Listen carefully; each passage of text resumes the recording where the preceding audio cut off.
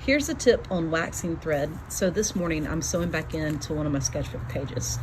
And to wax thread, we actually have beeswax in class, but any type of wax probably be able to use. I just use beeswax.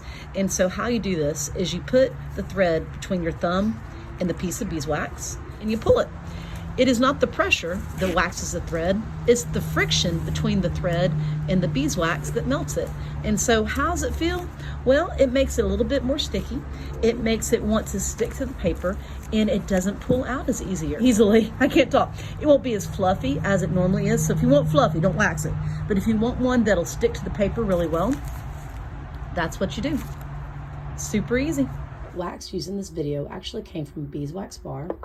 And I got them, it's been so many years ago that I can't even remember, because what I started doing was actually using wax from candles, and I'll pick a piece off like that and I'll roll it up, and that actually is plenty to wax the thread.